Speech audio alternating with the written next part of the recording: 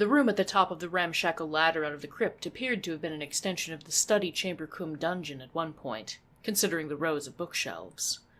The texts within were largely rotted away, empty covers sagging under the past weight of water and their toppled neighbors. A few newer tomes rested in places of honor, scrawls of dedication to the Absolute in the unrefined hand of the goblins. The place was appropriately still, the lingering soul of the library itself seeming to take part in keeping the goblins relatively quiet. The hovering scrying eye was the other reason for the contemplative silence in the space. Simon hesitated at the top of the ladder as he caught sight of it, but continued his climb. A visible scrying eye was more a deterrent to bad behavior than an actual security protocol, the same as having the tallest, broadest warriors standing in gleaming, impractical golden armor in a throne room. The true security are the sharpshooters posted in the rafters, the mages and warriors disguised as counselors, and the poison the butler keeps in his breast pocket. Simon stepped into the room and gestured for quiet, observing the eye as it roamed around the space, gaze fixed forward. There was no pause in its pattern as a goblin passed in front of it, no scrutiny of his movements or even a swivel of focus. Was it even active? Simon focused his attention to the orb, tracing the wake it left in the weave with its movements, feeling out the familiar warm threads of divination magic in the ripples. "What the hells are you doing?" Astarion whispered as Simon followed the orb. "Seeing if we're being seen," Simon whispered back. It was active. He could sense more than simple levitation, but something about it was limp, as though no one were holding the other end of a rope. "We're visible, but no one is looking," Simon tried to explain. "Whoever's controlling this scrying eye probably has multiple eyes to watch. They can only focus on one at a time." "So you never know for certain whether you're being watched," Shadowheart said, her gaze shifting to the eye. "So you act as though you're always being watched," Astarion finished. "They can only see or hear a location, not both at once," Simon advised. "Wait, they what?" a nearby goblin cried, looking from Simon to the scrying eye. "That great swollen bullet can only do one at a time?"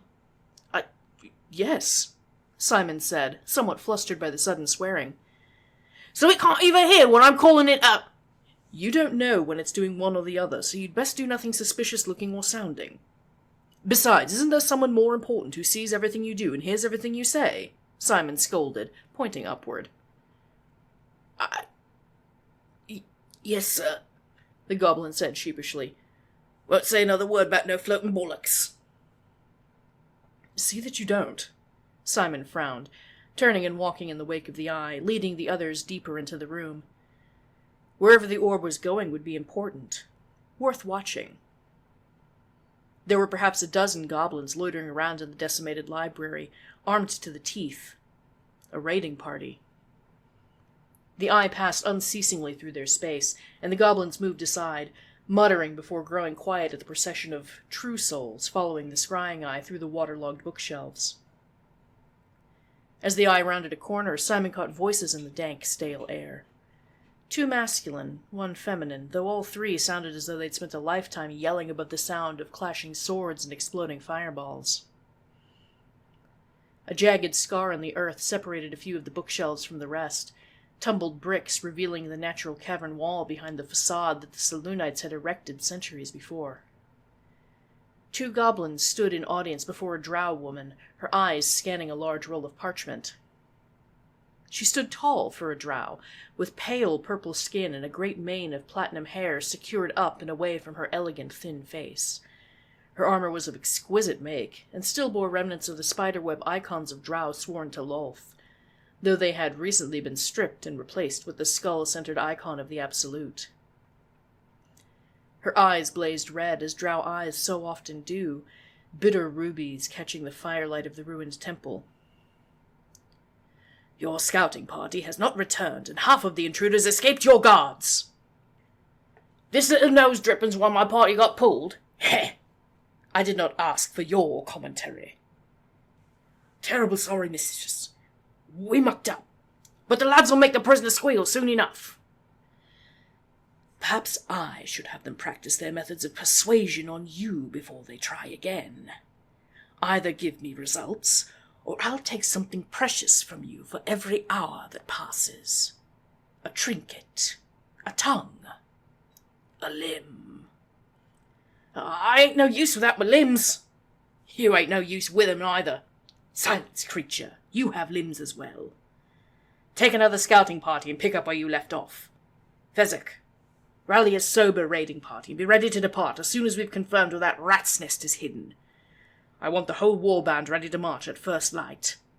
And we will march. Unless I've taken your feet by that time. Yes, mistress, right away. Who goes there? The drow woman asked, her gaze slicing through the gloom as she beckoned Simon forth. I've no time for distractions. State your business quickly. Even as Simon approached, he could feel her tadpole radiating authority. I am Minthara Bainray, and I serve the Absolute with perfect slaughter. Obey, obey, obey, obey, obey! For a true soul to be in such a grotesque form, Minthara said, her voice dripping with loathing as she surveyed Simon. It appears the Absolute has room in her heart even for Darthir. She's more generous than I, she added.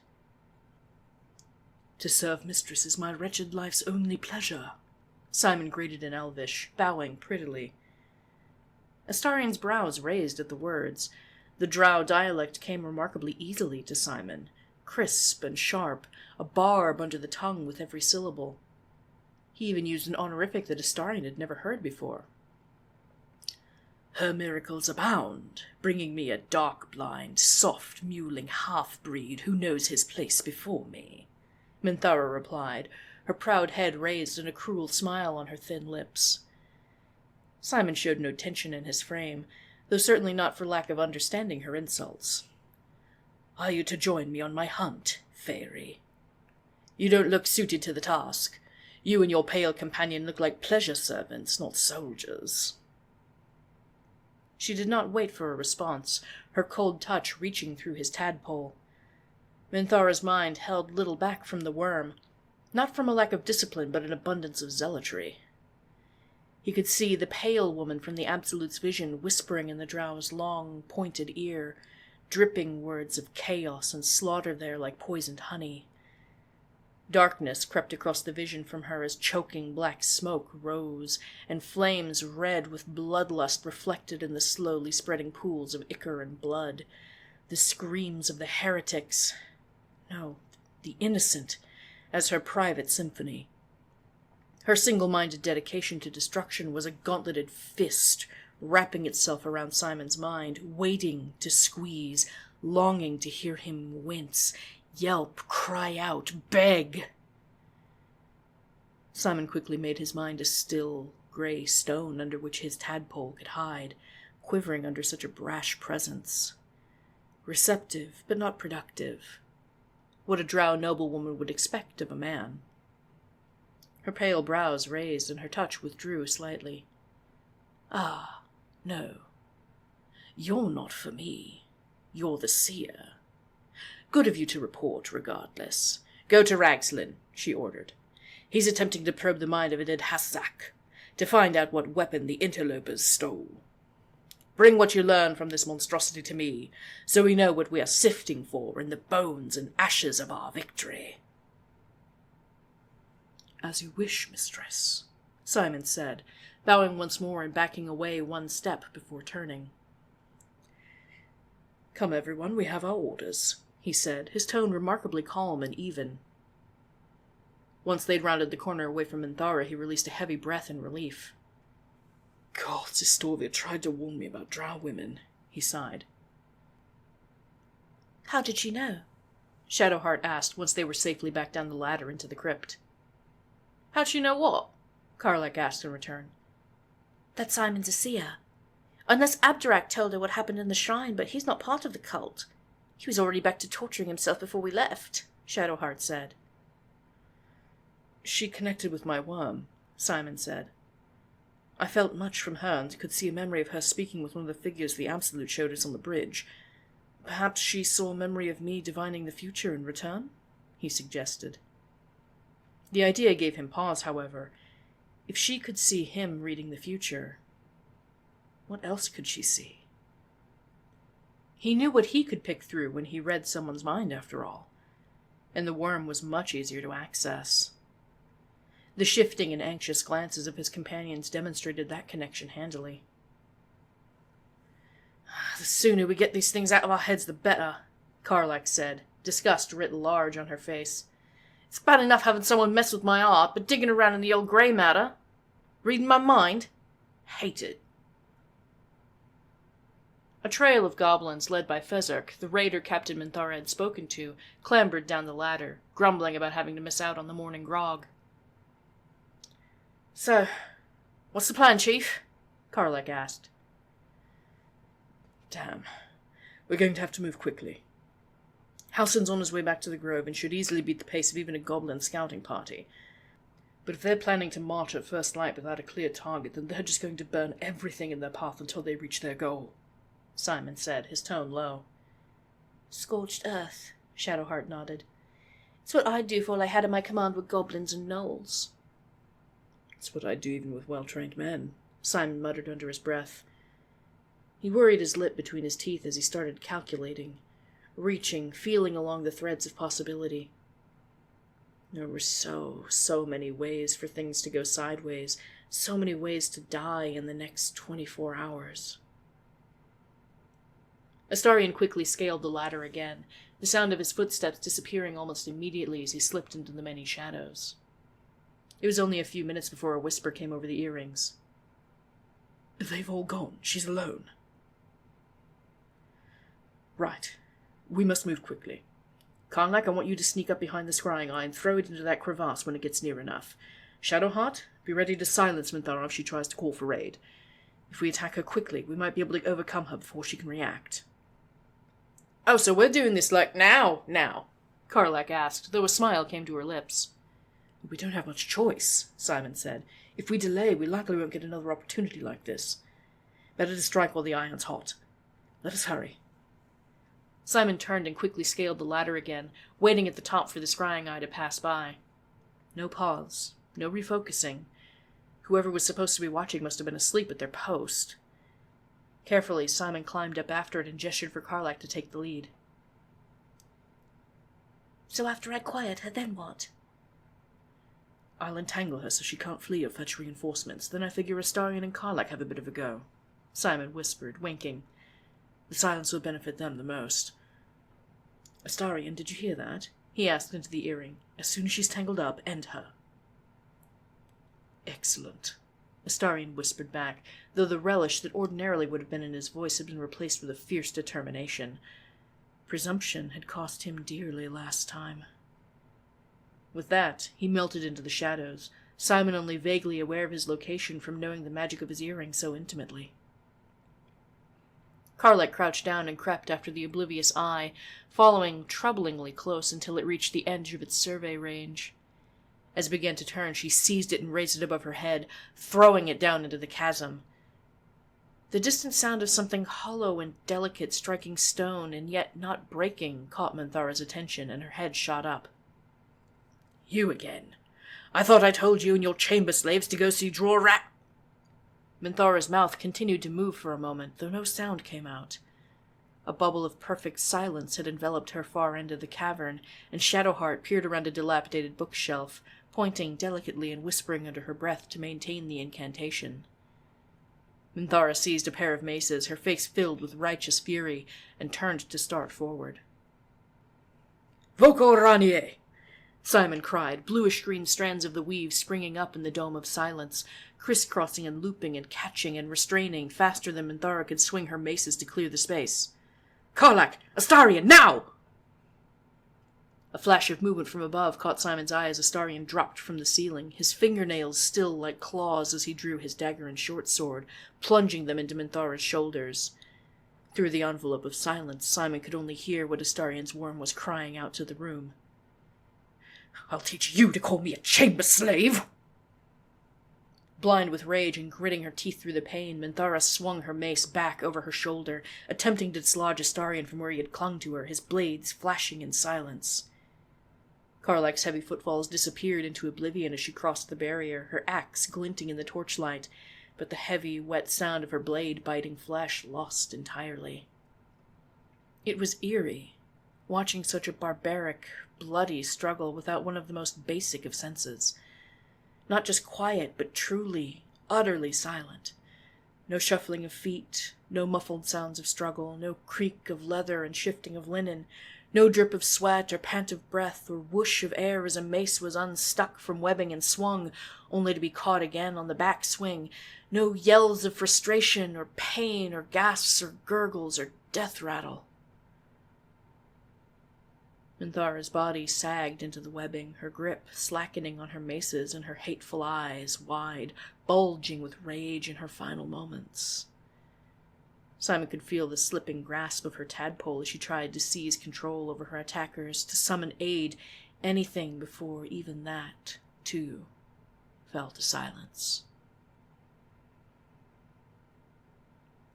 Make sure it's done, Simon thought across the worm.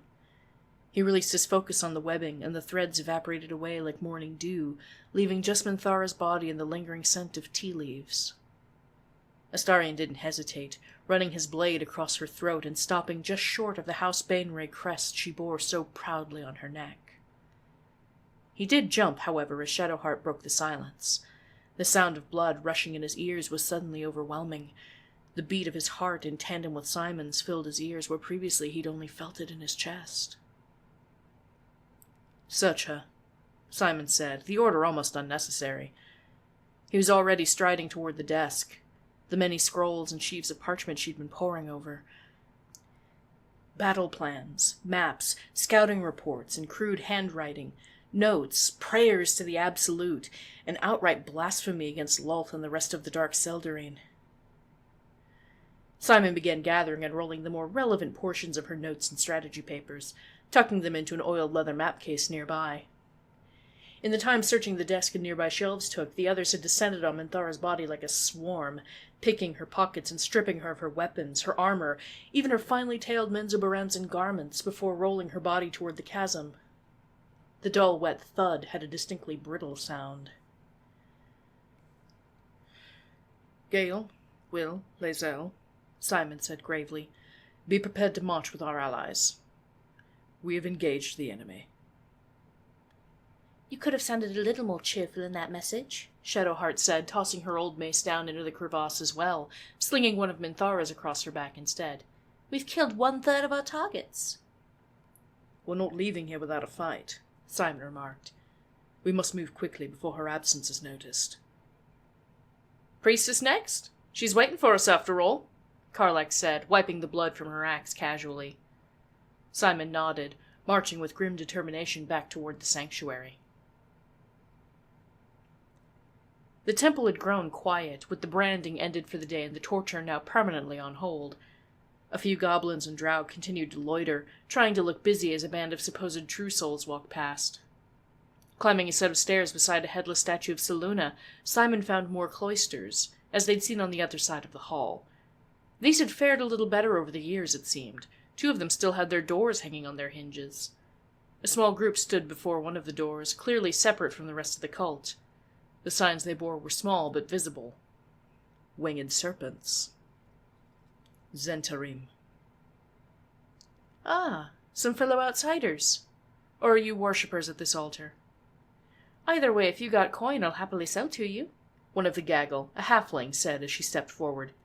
"Finally turned a profit here. 'Bout time, too. Religious types are a tough market," the halfling said, gesturing subtly towards the nearby door to the chapel. "I'd imagine so. Not a lot of money in the pockets of fanatics being paid in ale," Astarion remarked. "After they looted that inn, they had coin burning a hole in their pockets. Really cleaned up then," she grinned. "We've still got wares if you're looking to lighten your purses." "What do you have to offer?" Simon asked, gaze stern. "To the rank and file, not much. But you lot look like you're a cut above the rest. And naturally you'd be looking to buy something just as distinguished, She gestured to one of the others standing around, a human who pushed open the door behind them to reveal a storeroom that they had appeared to have commandeered. Boxes with mismatched seals of ownership had been cracked open to reveal a mix of armor and arms within. "We've got some stuff that fell off a cart that could use a home, as long as you're not picky about the provenance.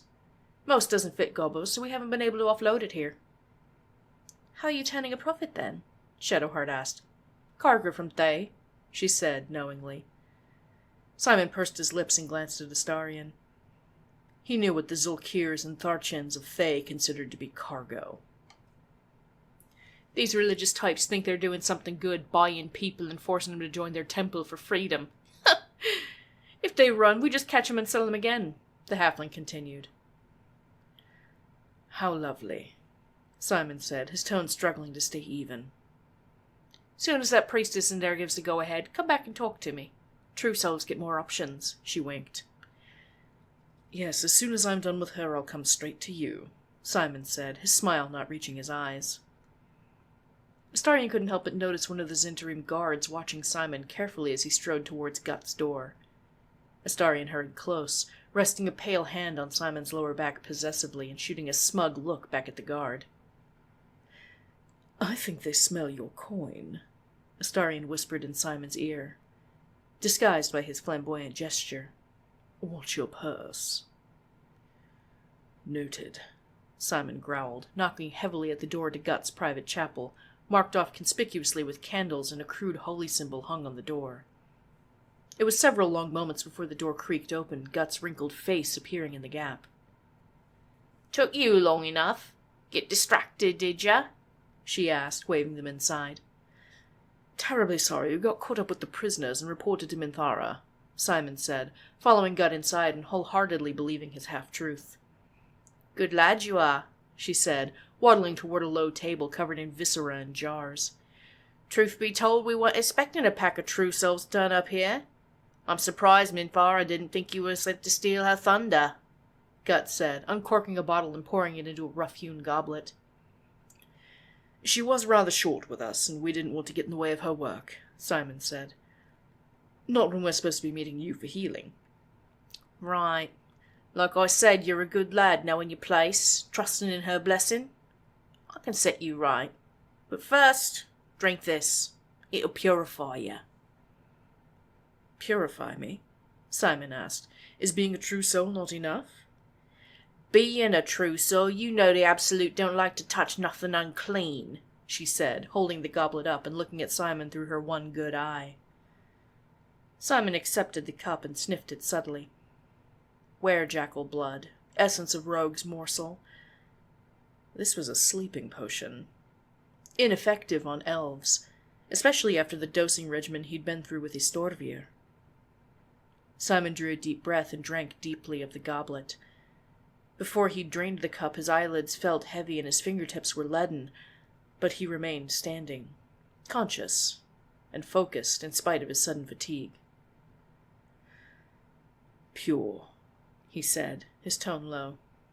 "Pure all right, pure bullshit," Gut growled. "I seen you, felt you. You're a heretic, and I don't know why the Absolute ain't taken back her blessing off of you, but I'm not about to let you lot waltz out of here and spread blasphemy in my flock." Her hand flew to a cleaver sticking up from a cutting board, but she didn't stand and fight, instead throwing it and ducking under the table. "Karlak, the door!" Simon slurred, stumbling slightly as he turned to follow Gut's movement. His head was swimming. He felt drunk, but without any of the delights that came with the drawbacks.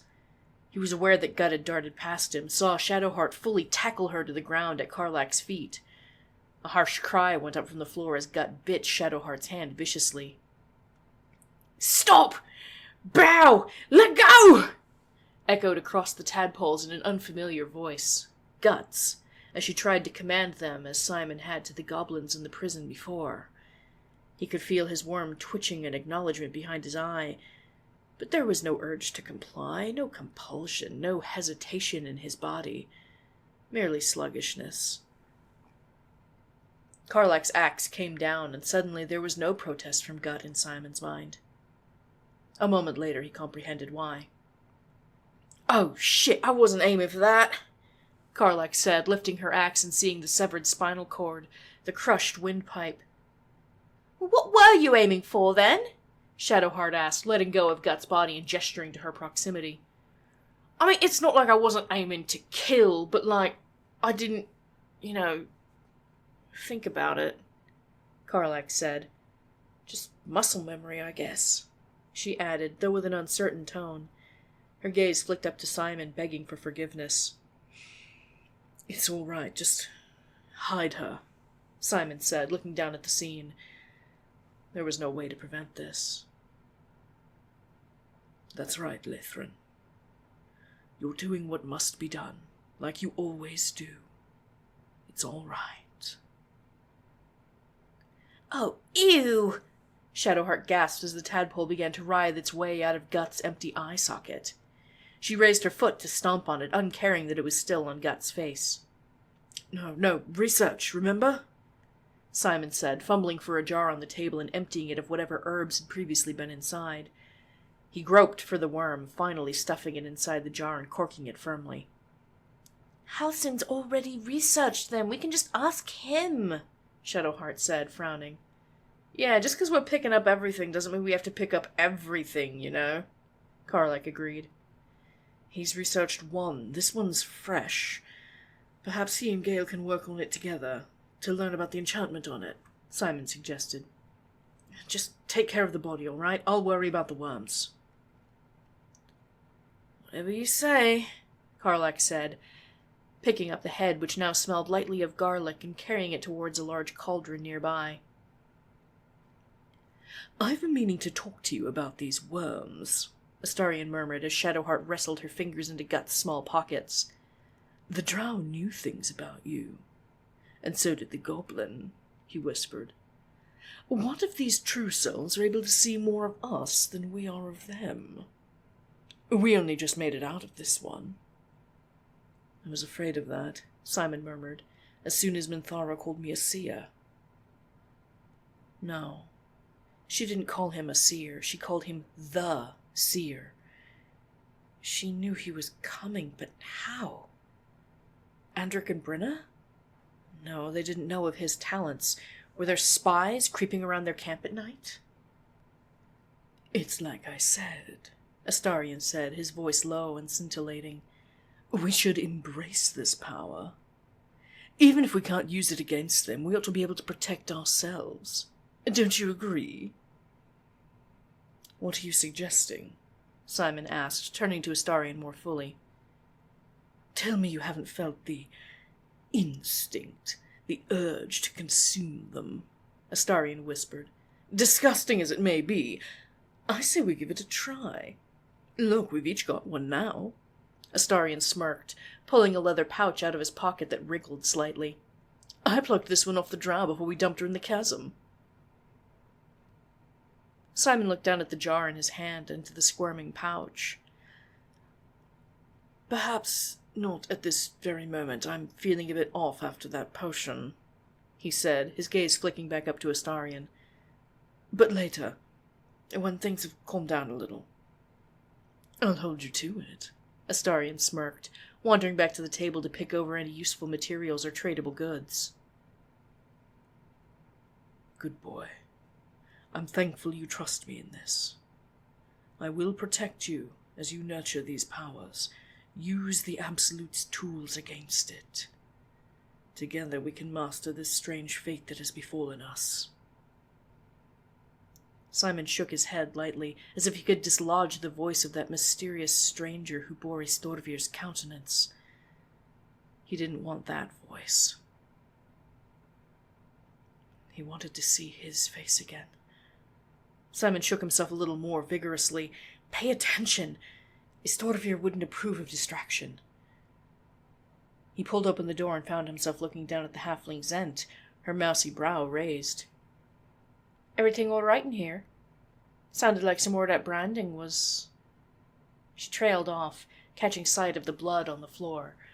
Her gaze flicked past Simon to where Karlak and Shadowheart were dealing with Gut, and back up to Simon, her eyes wide.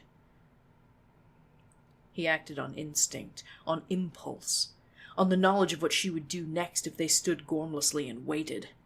Simon's hand shot forward, catching a fistful of thin brown hair and yanking her forward into the room. "Whoa, Simon!" Karlak called, dropping the lid on the cauldron. "She saw," he growled, slamming the door shut, "and she was about to run. No witnesses, especially not slavers." A blade flashed as the halfling plunged a dagger into Simon's thigh, her teeth gritted. Simon snarled as his leg buckled, and the merchant darted out of his grasp, blade in hand. Astarion surged forward, blocking the door, his own dagger drawn and his fangs bared. "What in the hell's—" she gasped, ducking back. There was no exit except past Astarion, and she knew it. The door shuddered behind him once, twice. "Roa, hang on!" A voice called from the other side before the door heaved open. The elf and human bodyguards shoved their way into the space, weapons drawn. "The Black Hand strikes!" The probabilities were quickly falling into place. Simon rolled, pushing himself up to one knee, and clenched his fist, seizing the weave as he did so. "Traho," he incanted darkly, the air immediately vibrating in reverse, pulling the Zents closer. The pressure made their ears pop and forced the air from their lungs.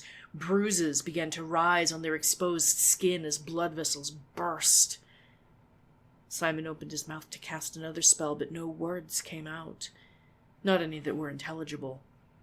Just a moment of low, hollow sound, cold and distant, before a surge of darkness erupted from his mouth, bursting forth like a smoke powder bombard, like dragon's fire. It enveloped him and then the Zents in the sudden pulse of darkness, lashing out with tendrils of shiny black tar. The ends of the tendrils whipped and stung at the air, tearing at the sounds of screaming from within. Snapping, twisting, squishing, gnashing sounds began to overtake the voices, and then there was no sound at all. The writhing ball of darkness burst and evaporated into dust and smoke, leaving Simon standing over the battered and crushed bodies of the three Zents, black and blue and with far too many joints in their limbs. 3 and 3 again in the matter of Roland," Simon echoed, his voice raspy in the moment. He drew a deep breath and limped away, toward the door. "We can't have any more mistakes like this," he murmured, his voice returning to normal. "We'll be found out." "That was incredible," Astarion murmured softly, looking up at Simon. "Breathtaking. Literally, it seems," he added with a tittering laugh.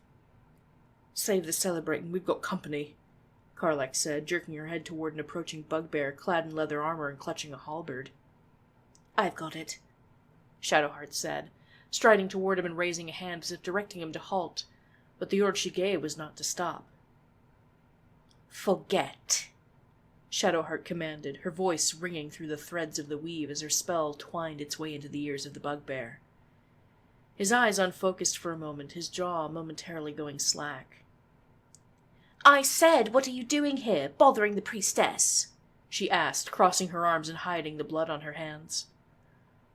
I don't remember," he said, blinking down at her. "Then get back to your post," she instructed. "Priestess Scudder's meeting with true souls." "All right, then. Praise the Absolute," he said, turning away in confusion and walking back to his post near the inner doors. Shadowheart ducked back inside and shut the door smartly. "All right, that takes care of him for a moment." "Good, then we can keep moving. We ain't got time to dawdle," Karlak said, pushing the body of the elven guard behind Gut's altar. Simon made sure to drop a gold florin on each of their chests before departing, but he paused. They seemed to be one short. "Astarion, where are you off to?" "Next door, darling," came a distant call from tadpole to tadpole. "No sense in leaving loot unclaimed." Simon pushed at the storeroom door, which swung open to reveal an incredibly pleased vampire, his coin purse heavy. "Are we ready to go?" Simon asked, looking at his heavily laden arms. "I imagine so. Found a few things that might be of interest," Astarion said, passing a brazen staff decorated with rubies to Simon. Nice short bow in here, too, if you ever have cause to draw one, he added. I imagine that staff will handle those needs for a wizard, however. I'll not say no to a silent, non-magical option, even if it is my last resort, Simon added. Only when you're on the hunt on your estate, I imagine, Astarion remarked, passing Simon a finely crafted bow as well. Well, yes. Hunting with magic isn't very sporting, is it? Simon laughed. It depends on what you're hunting, Karlak said, weighing a great axe in the room against the one she already held, and ultimately keeping the one she'd entered the room with. True enough, I'm not trophy hunting usually. Today's something of an exception, I suppose, Shadowheart said, her eyes flicking around the sanctuary as her companions emerged from the room of ill-gotten goods. Indeed, we have one more trophy, as it were, Simon said, his tone serious. Let's scout it out. Astarion, take to the rafters. Karlak, Shadowheart, you two go to the far side. We'll see if we can take him down as quickly as the others. Roger that, Karlak nodded, patting Shadowheart on the shoulder. Come on, Fringe, it's you and me again. Shadowheart hesitated for a moment before rising on tiptoe and pecking Simon on the cheek. I've got my eye on you, she said with a little smile. Likewise. Watch out for each other, he smiled, offering what he hoped came across as a polite touch as she departed. Managing the hearts of so many people is going to require a delicate touch.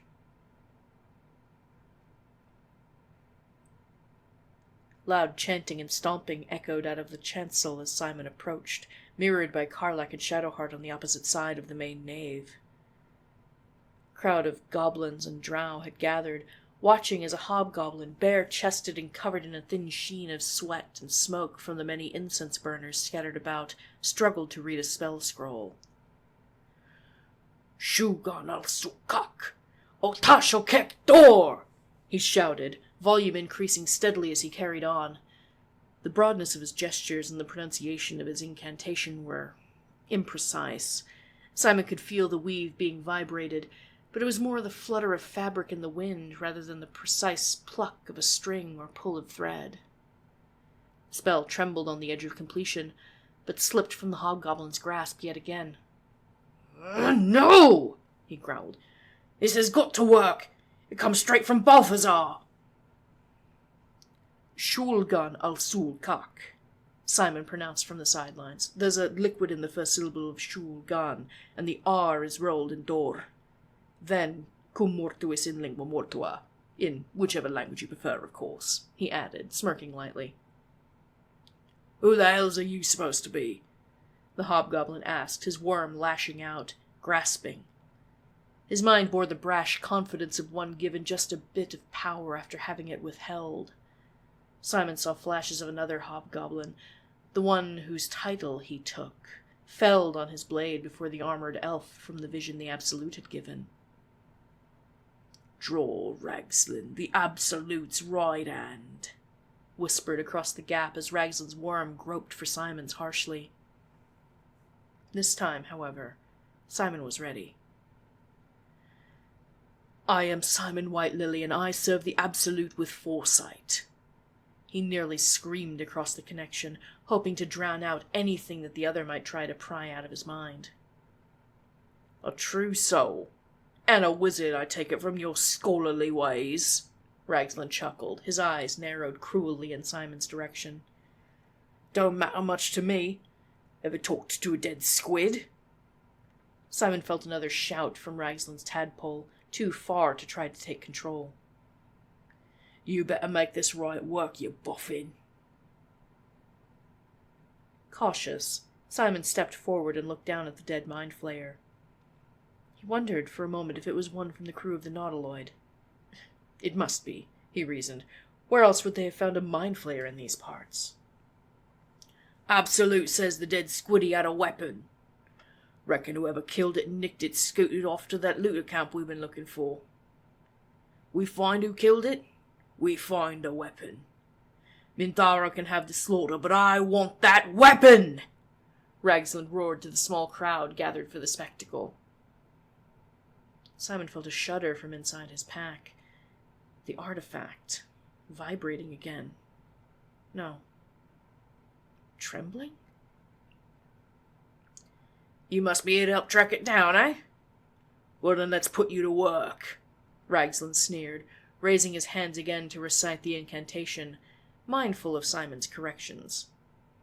Shulganal sulkak, otashokek dor, lukanakakodek shulkokek, he shouted, and the weave vibrated like the head of a war drum. The glowing coals inside the incense braziers flared, and smoke shot up from every flame in the room, buoying up the mind flayer's corpse. Its tentacles rose as if poised to speak, or tear open a skull and suck out the grey matter. Finally! Now, speak and say sooth! I saw that one on the ship, Shadowheart whispered desperately over the earrings. Do something, don't let it speak! Simon's gaze flicked up as Dror Raglan began to ask his questions.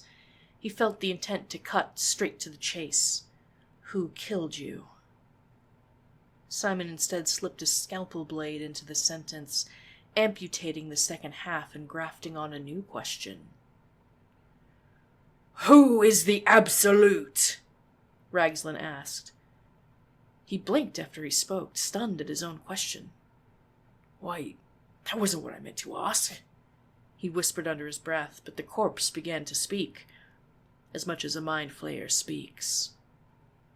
Visions flashed before the eyes of everyone in the chamber, wicked drow blades flashing in moonlight and sun, goblin torches from the backs of growling wargs, gnoll jaws dripping both saliva and blood as laughter bubbles up from the throat, and then mind flayers seated in a circle.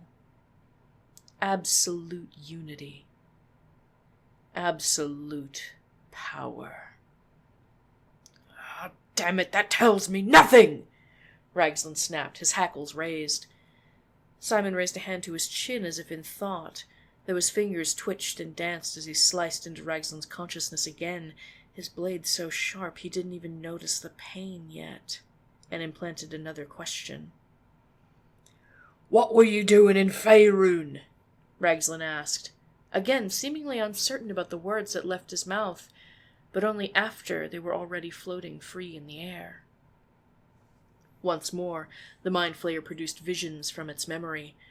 Githyanki dragon riders, silver blades gleaming in the morning sun, in the fires of the hells, in the light of burning consoles as flesh pods melted. Gith on the hunt, Raglan mused, seemingly satisfied with this mysterious question that had come from his own lips. They must seek the weapon too. They know something. Why were they chasing you? He asked, unprompted. Or so he thought, as Simon smoothed over the incision point with the touch of a master surgeon. That should be enough. Dark tunnels lit with brine flashed before everyone's eyes. The nautiloid. No! Simon realized after a moment that wasn't the nautiloid at all. That was earthen. The disgusting biological mass stretching into the bowels of Toril, sticky and secreting all over. The darkness spread, seeping up into the many cracks in the walls of a city. The gate. They cracked, crumbled as the sky itself split open and nautiloids began pouring out, swooping down into the city to scoop up panicking victims once more. What the... Who killed you, freak? Raglan asked, shaking his head vigorously as he tried to refocus on the first question he'd meant to ask. The mind flayer began to conjure up images from within the nautiloid, but a sharp voice from outside of the cloud of smoke caught Raglan's attention. Dror Raglan! Dror Raglan! A bugbear cried. Priestess Scott is dead! Night Warden Minthara's gone, just a puddle of blood!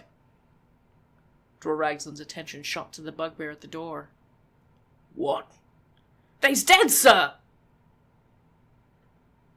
Raglan's beady eyes shifted towards Simon, suspicion writ large on his face. His concentration on the spell slipped, and the Mind Flayer fell back to the floor with a limp squelch, its final message ignored. "Who did you say sent you, you ponce?" Raglan asked, stalking towards Simon and reaching for the warhammer at his hip. A quiet whistle sounded from the rafters, and an arrow struck firm in Raglan's shoulder, buried deep in the muscle. The hobgoblin roared in pain, and chaos erupted. A dozen frantic goblins observing the ceremony seized their weapons in a panicked scrum, scrabbling over each other in the frenzy. The drow warriors of Raglan's honor guard unsheathed their wicked-looking scimitars and charged forward to defend the Absolute's right hand. Simon's focus flicked to the ceiling above, where Astarion was knocking another arrow and aiming, to where Karlach and Shadowheart were drawing their weapons as well, meeting drow warriors, to where the horde was gathering. A well-placed fireball would catch them. "Sacrifice by any means. In the manner of Roland. By any means." Simon intended to cast a fireball. The incantation was on the tip of his tongue. When he opened his mouth, however, as Dwar Raglan was snapping off the shaft of yet another arrow in his shoulder, and as a bugbear raised its club impossibly high overhead, no words in the ancient tongue came out. The thrum against the weave was a push against, through, space-time, and as Simon raised his hand upward, it was not an arcane gesture he drew, but a divine one. The orb that opened up was not a fiery conflagration, but the empty void of sacrifice. Perched so far above the fray, Astarion was spoiled for choice and targets. The ladies seemed to have things firmly in hand. 3 against 2 was far from poor odds when one of those 2 was Karlach, her engine blazing and mad laughter ringing in the air. The shimmer of Shadowheart's divine magic flashed as a second mace manifested, swinging in an echo of her own arm as she brought her recently acquired mace down on the pauldron of a drow warrior, beating a tattoo not unlike the thump of the war drum in the room beyond. Astarion kept his focus on the doors, firing at whoever was foolish enough to enter the room. With the whispers and salivation of the perfect black sphere that Simon had summoned beneath him again, Astarion couldn't hear the soft tap-tap-tap-tap of another elf climbing into the rafters, and rushed forward, scimitars drawn. The drow nearly took his arm with the first swipe. Astarion managed to twist away and avoid having bones struck.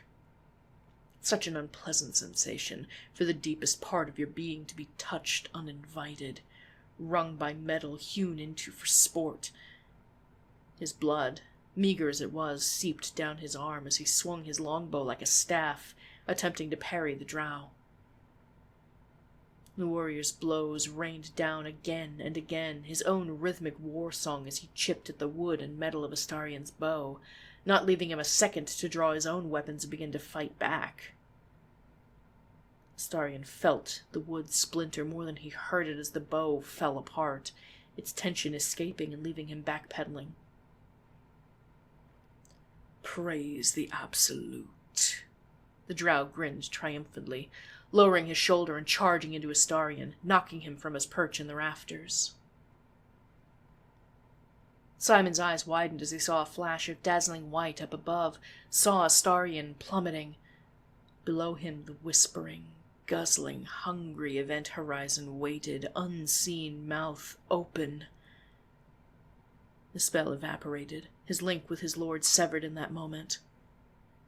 He would not sacrifice Astarion. He wouldn't sacrifice any of his companions, of course, but he hadn't even sacrificed a memory of him. He would not give the man himself. Astarion struck the floor heavily, his dark blood flowing from his wounded arm. He reached for it, gasping in pain as he struggled upright in the moment, his whole body aching from that fall. The floor around him was littered with half-eaten goblin limbs, but the bite marks, if they could be called such, were smooth, perfectly hewn like a scalpel blade rather than a mouth with jagged teeth, and no blood to speak of. "Damn it!" he wheezed. There you are, traitor! A rough voice boomed, the ruddy face and bulging muscles of Dror Ragzlin suddenly taking up Simon's field of view. Damnation! Simon had enough trust in his foresight to move his shield arm upward, bolstering the wood with a gesture the moment before Ragzlin's warhammer crushed against it with a mighty blow, the force ringing through the room like the strike of a gong. Without Astarion picking off goblins as they pushed into the room, they surged forward like a flood, weapons raised and teeth bared in battle grimaces. Simon could only catch sight of them out of the corner of his eye, unwilling to shift his focus from Ragzlin. "Hang on!" Karlak cried, taking 2 great strides and leaping into the fray, axe high. It was a rudimentary calculation. If Party 1, traveling towards Simon at 9 meters per second from a distance of 3 meters and swinging a hammer at 15 meters per second departs at t equals 0 seconds, and Party 2, traveling towards Party 1 at 13.5 meters per second from a distance of 30 meters, swinging an axe at 15 meters per second departs at t plus 2 seconds, who will get their head crushed first? Answer: get out of the way! Inveniam viam! Simon said in a rush, his form turning to fine white mist, which was promptly dispersed by Ragzlin's hammer. Simon reappeared on the ledge overlooking the throne of skulls that Ragzlin had assembled for himself, his emerald gaze flicking across the battlefield. Shadowheart was mopping up her side of the room with ease. Astarion was struggling to his feet and drawing his blades with shaky hands. Karlak was Karlak. "Shadowheart, to Astarion!" he called, ice forming at his fingertips as he thought 3 steps ahead. "Glacias!" The damp of the floors froze over instantly at the entrance to the hall, and the barefooted goblins slipped and stuck against the flash-frozen ground, piling up. "I've got you," Shadowheart called, her words ringing loud and clear through the din. Astarion's arm began knitting itself back together, his blood drawn back inside. "Watch above!" Astarion called, adjusting his grip on his dagger and hurling it into the rafters. The drow was quick to drop down, kicking off from water-stained stone pillars to control his descent with masterful flair. He landed near Simon, scimitars flashing in the firelight. "For the Absolute!" Ragzlin roared. "For the Absolute!" the drow echoed, leaping forward. Simon stepped back, raising his shield, and thrust his new staff forward like a hoplite, flames beginning to lick up the side of the burnished dark wood. The end struck the drow firmly at the base of his sternum, a painful deep crack sounding from inside his chest as all his weight was forced to the brazen cap on the end of the staff. He drew a wheezing breath, but continued his assault, spinning and bringing his blades down at Simon's exposed side. Simon cried out harshly as the vicious blades caught him. The lightly padded armor he wore was no match for an elite warrior's scimitar. Blood poured forth, staining his green robes dark. Astarion snarled, leaping with unnatural alacrity at the scent of fresh blood. Familiar blood in the air. "I'm not through with you yet," he spat, blades glinting. The drow kicked back with ease, knocking Astarion backwards before turning toward him. "I'm through with you, Iblith," he growled, taking a forbidding step forward. In that moment, the drow let out a shocked scream as electricity coursed across his body, lancing over the metal gauntlets and chain shirt he wore. He stumbled to one knee, pushed down by Simon's humming, crackling hand, lightning jumping from fingertip to fingertip. "I'm not through with you either, third son," Simon growled in Elvish, the harsh dialect of the drow catching its barbs against the man. "Ira e dolor!" Shadowheart cried as flitting spirits, scintillating black and grey peppered moths with long, elegant tails to their wings, coalesced in the air around her, their peaceful fluttering changing in an instant as she turned to meet another surge of goblins from the far door. The gentle beating wings became razors in the air, swarming and slicing at any goblins that dared to meet her. As Dror Ragzlin let out a battle cry straight into Karlak's face, however, the goblins surged forward, buoyed up by their zealotry. In her name! They cried as the shining moths swarmed them, the warm glow of Shadowheart's spectral mace and the sharp metal ribs of her rather more physical mace all swinging and lashing out constantly, trying to beat back the tide. One goblin fell only for another to clamber over his body, hailing their goddess as they flung themselves into battle. Shadowheart knew she'd let much of her memory be removed, but this didn't seem right at all. This wasn't goblin battle tactics. This was a faith-blinded berserker charge. And it was working. "Witness me!" one goblin shrieked, his little hand axe held high as he swung it down, catching Shadowheart's shoulder and forcing an almost delicate cry from her. One by one, the moths flickered out of sight, evaporating like morning dew as 5 more goblins pressed ahead, daggers drawn as they dragged her down into their scrum. "Shadowheart!" Simon cried, breaking off from his fight for a nervous moment, his eyes searching the writhing pile of mad goblins.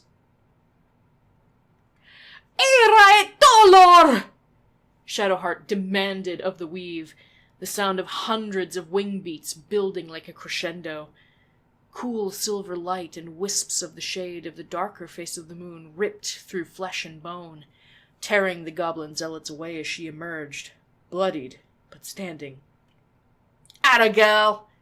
Karlak grinned, swinging her axe and slicing through 3 goblins at once. "Together," Simon thought desperately to Astarion, pointing to the drow and once again summoning ice across the damp floor and forcing fate as far as he could to bend, to make him slip. The drow lost his footing only for a moment, but it was long enough for his focus to leave Astarion. It was enough. Astarion leaped forward, his short sword and dagger plunging through chainmail and digging into soft drow flesh beneath. The drow cried out and sank to his knees, gasping as Astarion drove the dagger into his back a few more times for good measure. "Thank you for not letting me get swallowed up by your god portal, by the way," Astarion said, licking a bit of blood from the flat of his short sword. "Don't mention it," Simon said, hurrying for the stairs. "Come on, we've got to get out of here." "Come on, you dirty little bastard!" Karlak cackled, cleaving down yet more goblins before swinging her axe back toward Ragzlin. "Let's fight someone our own size, yeah?" "Traitors and heretics don't get fair play," Ragzlin snarled, trading blow after bone-crushing blow with her. The ease at which both Karlak and Ragzlin shrugged off each hit was breathtaking. Simon could nearly feel the wind getting knocked out of him at the mere sight of a hit to the ribs. "You heard him," Astarion smirked, reaching into his boot and drawing a dagger, aiming for the hobgoblin's broad back. In the smoky air in the dark of the temple, it was hard to tell where the red was from Ragzlin's skin, or the blood dripping from the wounds Astarion had been slipping between his ribs as he fought Karlak. "No fair play." "Too right," Simon replied, pulling a scroll from a pouch on his belt. The scent of ozone and a low hum began to fill the air as the scroll burned away in his fingertips, turning into a crackling ball of lightning in his grasp. "Perure!" The sound of his chant was quickly covered by the crack of thunder as the bolt of lightning surged through the doorway, leaving perhaps a dozen electrocuted goblins and bugbears laying on the floor, their muscles contorted painfully by the shock, acrid smoke rising from their bodies. Defiled incense for a defiled temple. With the death throes and spasms ended, Simon turned back to the fight. Each of the barbarians' heavy blows crushed wetly against their targets, blood and sweat and soot blending and mixing like paints on an artist's palette, with hammers and axes as brushes and knives. Ragzlin swung low, his hammer catching Karlak behind the knee and knocking her to the floor. She planted her axe to the floor to push back up, smoke blasting from her exhaust pipes as Dror Ragzlin swung his warhammer high above his head, eyes glinting maliciously as he took aim at Karlak's skull. "Ad lapide!" Simon cried, pointing at Ragzlin. Though his head began to swim from the blood steadily dripping out of his side and the mana he was spending so freely, his stance was firm, his voice unshaken. Ragzlin's arms froze in place, as if time had stopped for him alone.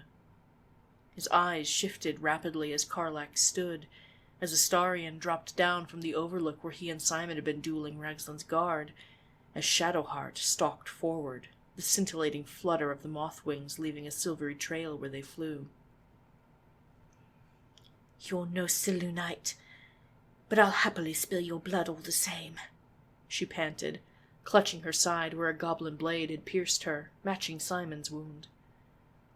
Her bloody hand came away and she reached for Ragzlin's face, the moths already tearing into him as she approached. "More," she chanted lowly, as the blood from her hand turned to black ichor, burning into Ragzlin's frozen face like acid, like the rot of the grave. His breath huffed out in panic, in pain, but he could not scream, could not flinch away as the rot took hold, as his skin fell away, leaving a grimacing death mask of muscle and bone. "Well, he certainly sounds finished from here," Astarion tittered, stepping forward to yank his dagger out of Ragzlin's back. "And not that any of us sound particularly healthy right now," he added. Simon dropped his hand and Ragzlin's body collapsed in place, his hammer falling from his grip and breaking the flagstone beneath it. "None of us are doing so poorly as him, anyway." "Anyone got an elixir to share? Or perhaps a vein that's already open?" Astarion asked, smirking. "I'm keeping as much of my blood inside as I can for the moment, thank you," Shadowheart groaned, though she did begin to rifle through her pack. "Ow! Damn. A few broke when I got knocked down." "Don't worry, Mama Kay's got you," Karlak smiled, reaching over her shoulder and producing a bottle of her own. She moved to hack the neck off with her axe before thinking better of it, gingerly uncorking it and taking a swig before passing it around. "Old habits die hard." "I appreciate skipping any more broken glass," Shadowheart said, taking a long sip before handing it off to Astarion. "Ooh, reckon I'll be having that then." Karlak smirked, helping herself to the warhammer on the floor, hefting it up without trouble and comparing it with her great axe. "Always good to have options." "Hopefully even with the chaos word is already beginning to spread of the deaths in leadership," Simon said, resisting the urge to take the last few mouthfuls and passing the bottle back to Karlak to finish off. "Or, alternatively, hopefully they don't know yet and we can still sneak away before anyone notices we're gone." "How long until they start to scatter?" Astarion asked, gaze flicking from Simon to Karlak with a hint of uncertainty. "Well, I know I'd up and quit the second Zariel got taken out personally," Karlak said. "Plenty of devils just switch loyalties, though. If someone came along stronger and meaner than Zariel, they'd be a damn powerful archduke. Better to follow than get axed, too." "So, do you think we could—" "We're not going to try to take control of a goblin army, Astarion," Shadowheart sighed, beginning to trudge toward the front of the temple as the spectral moths once again began to fade from view. "We'll try to sneak out in the chaos." "Yes, we'll rejoin the others as they pick off the stragglers. Encourage them to disband," Simon said, holding his head high in spite of how dizzy he felt. It had been a long time since he'd last felt this properly exhausted so many days in a row, and it seemed there would be no rest for the wicked. They had to keep moving. Had to get to Moonrise Towers. Had to get these worms out of their skulls. Focus. One step at a time. As they dragged their feet up the few inside steps to the front doors, Astarion hurried forward to pull open the double doors, grunting as he finally shifted their weight, but balking immediately.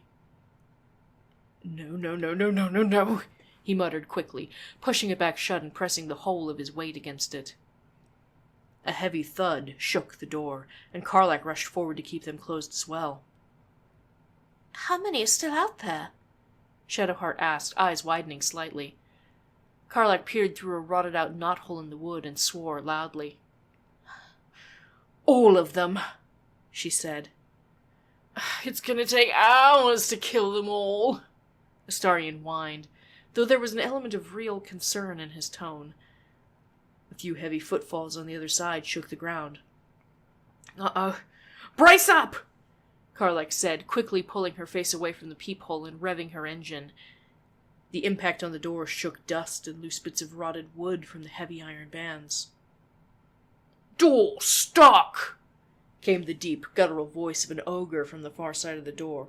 "Now go!" "They can't hide in there forever," another ogre replied, shockingly articulately. "Perhaps with a lever and fulcrum or some other force multiplier we could—" "We hit hard?" No, it's reinforced. The Absolutist chose this site for good reason. We need to hit smart, not hard. Admittedly, a difficult task for you. Watch," the second instructed. Moments later, the long metal spit from the roasting pit was thrust into the small gap of the doors. The heavy, wrenching creak of the oversized crowbar working open the door gave way to a great crack like a ship's mast breaking in two. "Ah, hors d'oeuvres," the ogre grinned, his great tusked face blotting out the midday sun as he peered through the gap he'd begun to force. "Gale, Will, Lae'zel," Simon announced into his earring. "Everyone. It has been an honor and a privilege to have known you and fought alongside you. Thank you."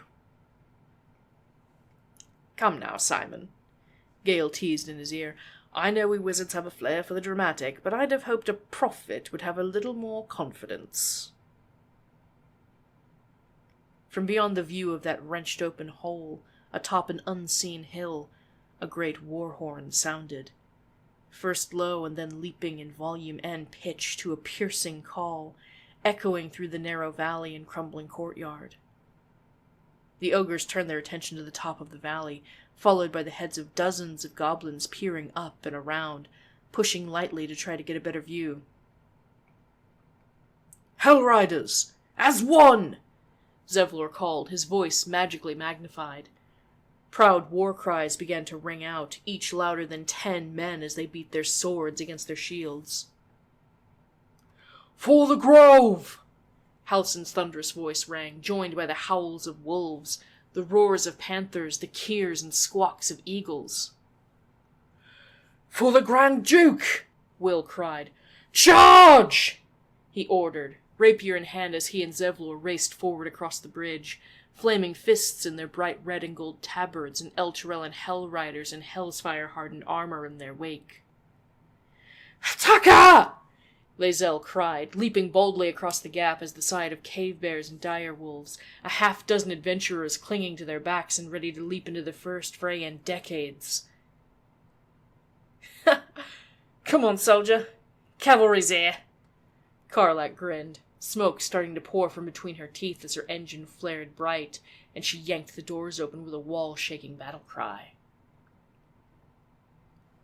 Simon tightened his grip on his staff and drew a deep, steadying breath, a smile coming to his lips. The cavalry was here.